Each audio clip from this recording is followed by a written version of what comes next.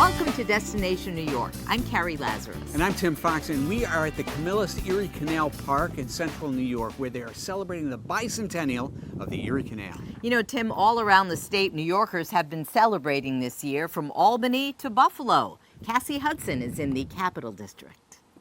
When it was completed in 1825, the Erie Canal was a modern engineering marvel, transforming New York and the United States. And this year, it's celebrating 200 years of history.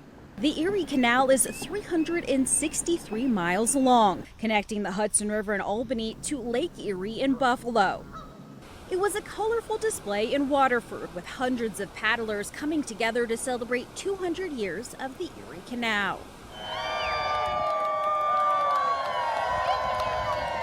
In June, 300 kayaks and canoes traveling through the 5 locks of the Waterford flight. Participants soaking up the scenery, the towering locks, and a history lesson along the way. The half-day guided paddling tour was led by the Erie Canalway National Heritage Corridor. From Mohawks wild to Erie's lake. The Albany Symphony Orchestra performing a free 7-day waterfront concert series in early July to mark the occasion. Your core remains, but your course has changed. It's my hope that everyone feels that the canal belongs to them. And when we tell these more interesting stories that spark curiosity, that helps us to identify with the canal system and feel like it's something that we can really take advantage of as this waterfront resource that we don't always recognize is right in our own backyard. So I think that's really special. The 27th annual Cycle the Erie Canal Bike Tour kicking off on July 12th. The 400-mile bike tour taking riders from Buffalo to Albany in 8 days. It's a huge accomplishment for everybody. And this year was even more special, with the tour coinciding with the bicentennial of the canal. We feel fantastic. We feel healthy. We feel stronger than we did at the beginning of the week. And I guess proud and lucky, thankful. And check this out, the New York State Canal Corporation releasing this limited edition Erie Canal Bicentennial commemorative poster, available now at more than 100 locations across the Erie Canal system. Bicentennial celebrations will be ongoing throughout 2025. To find events in your backyard celebrating 200 years of the Erie Canal, just visit the website you see on your screen. In Waterford, for Destination New York, I'm Cassie Hudson. Stay tuned, because coming up, we will take you all across the state in search of great escapes for you and your family. Including a tribute to a family that gave the ultimate sacrifice 5 times over. Remembering the Fighting Sullivans when Destination New York continues after this.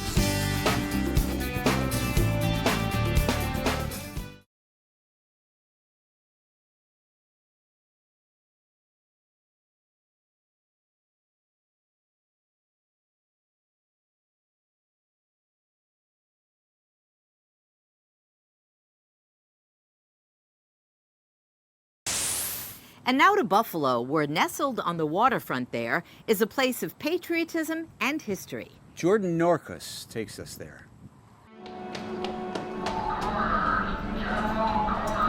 5-inch high explosive, high explosive.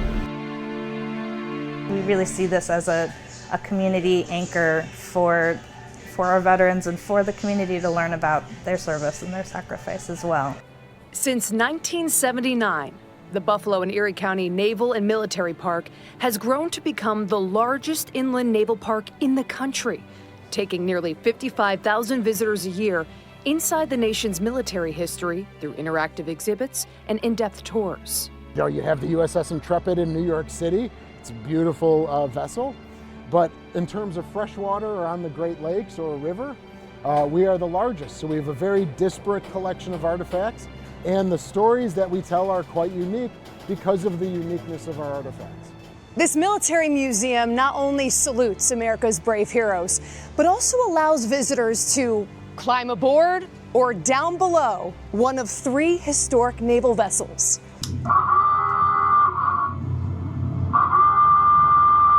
Dive, dive! You'll find the USS Croker on the National Register of Historic Places. The Gato-class submarine served in World War II. These are the levers we would use to dive the boat to open the main ballast tanks. Docent John Radin served on a submarine much like the Croker. His stories help bring the boat to life. I will show kids when they come through here, or young people, how a sailor, submarine sailor, would move from one watertight compartment to the next. You do a chin up, you throw your legs through, and you're gone. The Croker conducted 6 war patrols in the Pacific Theater. This boat is credited with sinking the Nagara, which is one of the ships that's credited with sinking the Juno, which the 5 Sullivan brothers served on. The Sullivan brothers died on November 13, 1942. It is considered the largest military loss by any individual American family during World War II. Their memory lives on through the USS The Sullivans, a Fletcher-class destroyer moored at the Buffalo Naval Park. President Roosevelt said, we have to name a ship after them to keep the spirit going and to keep their spirit alive, and that became this vessel. Finally, at 610 feet long, the USS Little Rock is the largest vessel at the Buffalo Naval Park. This is the last Cleveland-class cruiser that was one of 27 constructed for World War II, and she is also the last guided missile cruiser of the converted ships. This is the only place in the world to see this technology. And if seeing it's not enough, you can go beyond the tour and spend the night. Families and kids get an opportunity to eat here in the mess deck. They get to go through the line, have a spaghetti dinner, they get full breakfast in the morning, they get to sleep in the places where the sailors used to sleep, they get to experience the ship just as the sailors and the Marines would have when they lived here and served aboard the Little Rock. From memorials and ceremonies to military reunions and reenactments, the Buffalo Naval Park maintains its mission. We're honoring the people who served here. If I can convey those stories and what it was like, educate, students come here. It's one of the things that I enjoy doing, educating them about World War II and the service that people did. Inspire, maybe somebody is inspired to do some kind of government service for this country. And preserve, you pay a fee to come here, and it helps preserve the ships, but it also preserves the memory of what they did, and hopefully they tell the stories that I've told.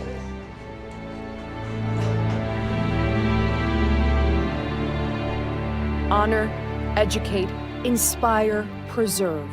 4 pillars to appreciate the U.S. Armed Forces. In Buffalo, I'm Jordan Orkis.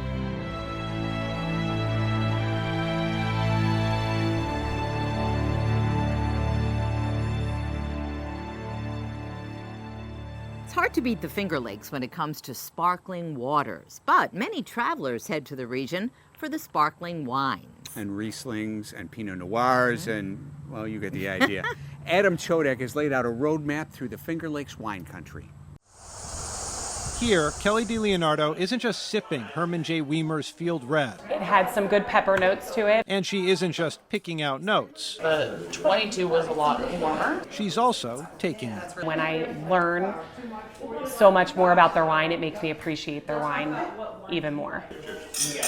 That's why, upon returning to the Finger Lakes from Pennsylvania, a tasting at Weimer was definitely on the menu. We brought my brother-in-law and my father just because we wanted to show them the wines that Herman Weimer makes. And has been making for decades. We've been here for quite a while, almost 50 years now. Fred Merworth and Oscar Binka now run the vineyard alongside Fred's wife Marisa. The vines overlook Seneca Lake and tell the tale of the region that not long ago made wine primarily from native grapes. Dr. Frank Herman Wagner's Glenora winery brought in this sense of European styling. Since then, the next generation has elevated the area's winemaking and, in turn, its reputation. Our wines are becoming popular across the country and now even around the world. So it should come as no surprise that the tasting room here is hopping all summer, and that goes for tasting rooms across the Finger Lakes wine country, with many folks merrily bouncing from one to another on their own Choose Your Own Adventure FLX wine tour.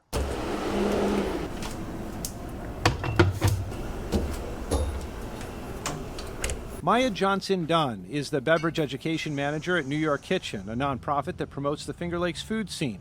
After counseling countless visitors embarking on an FLX wine tour, she has some do's and don'ts. Try your hardest not to get hammered by accident. Don't drink too much, especially because you will be driving yourself around these lakes, so you want to be safe. Yeah, the Cuvée Brut. Be aware of your fragrances. Try not to wear too much perfume or cologne because those scents can really impact your tasting experience at different wineries. And always call ahead. Make sure that they know that you're coming, especially if you have a larger group. And then there's the most important note of all. Have a curious mind and relaxed mind. You will enjoy it. Reporting from the Finger Lakes, I'm Adam Chang. Up next on Destination New York, we head to Westchester County. Greg Mocker will give us a preview of some family fun. Let's make some summer plans and stop at Rye Playland. The historic amusement park is going strong. We'll walk on the boardwalk, spend some time by the water.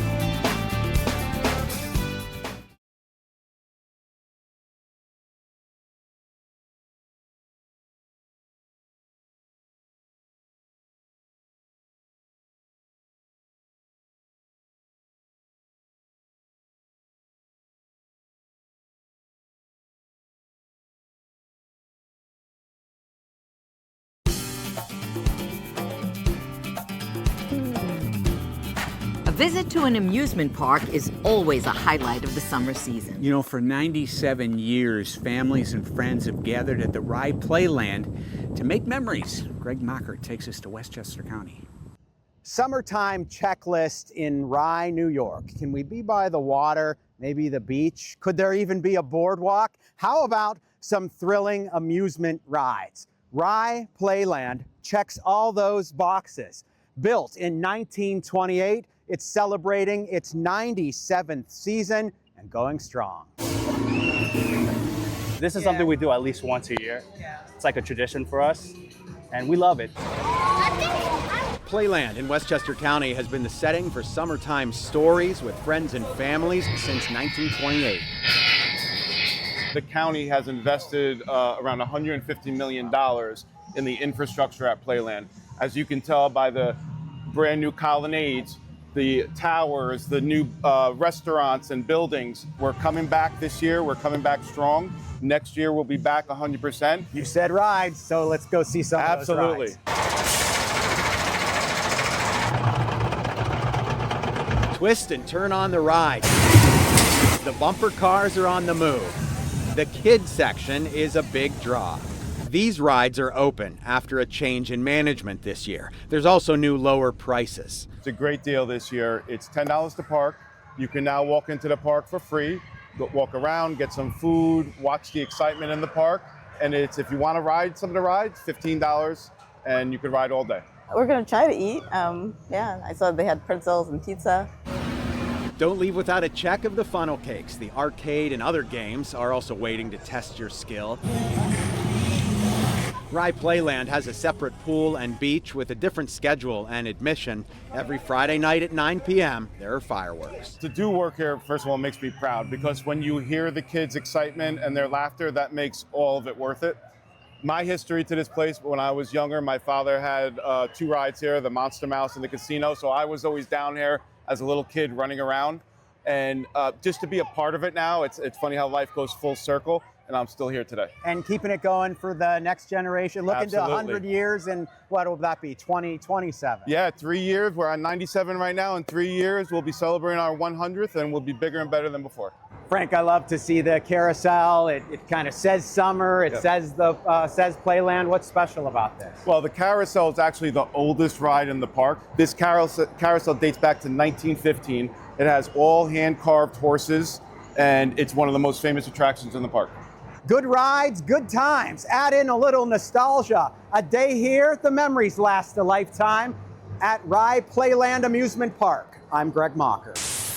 We're so lucky here in New York State to have an amazing state park system, drawing 84 million visitors a year. And yet, you know, as big as those parks are, there's always some place you can get away and feel like it's all your own, like I did at Fillmore Glen in central New York.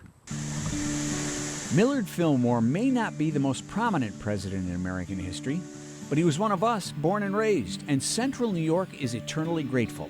His name lives on at Fillmore Glen State Park in Moravia, not far from his birth site in Cayuga County. Yeah, it's beautiful. They got the trails. The park's really well kept. It's right in our backyard, so just swing down here, 20-minute ride, and you got a waterfall. Just an overview of the hiking trails. It's got a little detail on the campground. Shows you where all the bridges are. There are 8 bridges in the gorge. The park features miles and miles of hiking trails through ancient gorges carved by glaciers. It's been a popular spot for picnics and camping for more than a century.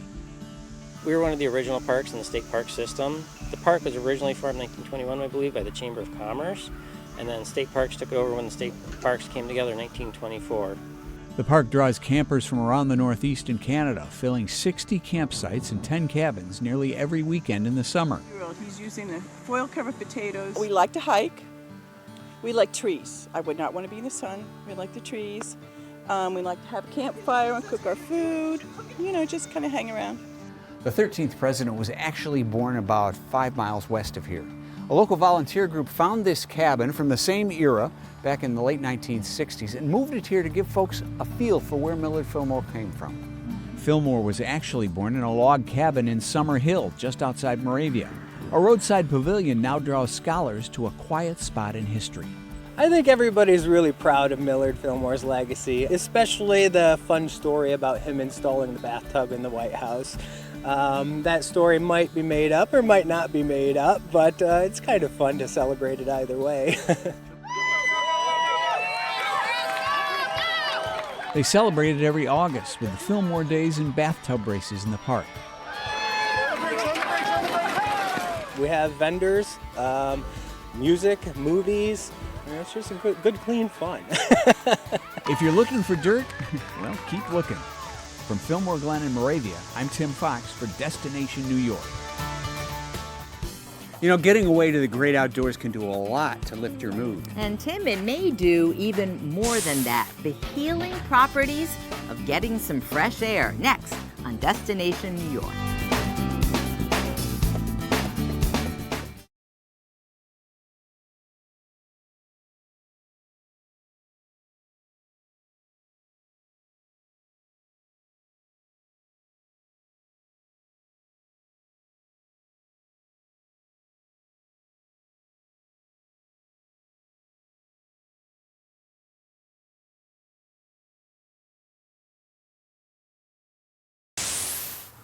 Before we could jet away to find health care, folks found it closer to home here in New York State in the Adirondack village of Saranac Lake. Matt Loffer takes us to a piece of history that really is a breath of fresh air.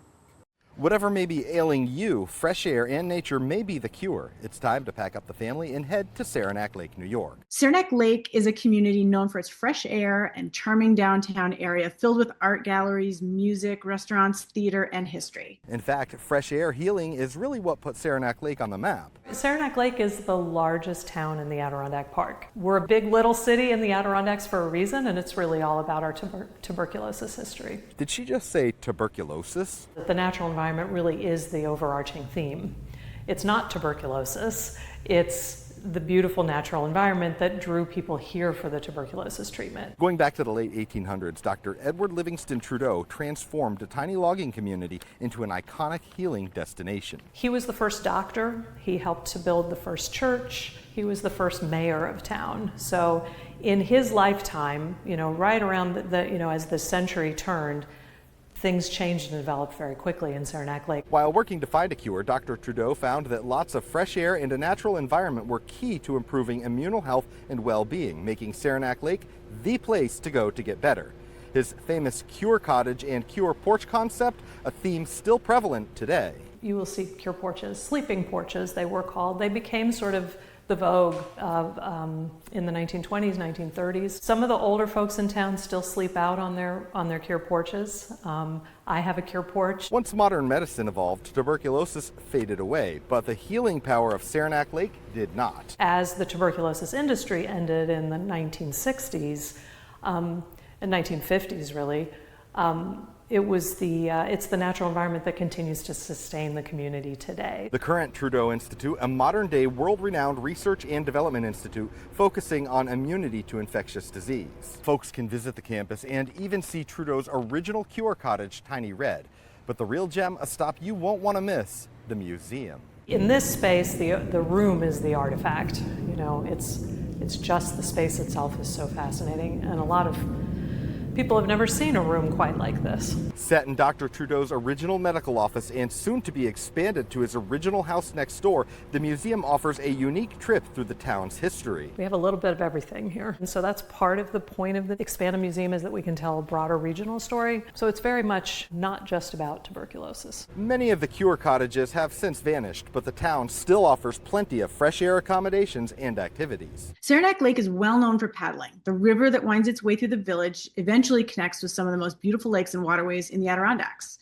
Visitors can access hiking trails just steps from downtown, along with nearby biking trails. The newly developed rail trail offers opportunities to walk, bike, run, leaf peep, and stargaze. Whatever your summer plans, make sure to include a healing trip to the Adirondacks. In Saranac Lake, I'm Matt Laufer. As always, we have a lot more information on these and many other attractions around the Empire State. Just check out the Destination New York tab on this station's website. It's been our pleasure taking you all around New York this summer. Thanks for joining us for Destination New York. Now get out there and enjoy all the great state of New York has to offer right in your own backyard.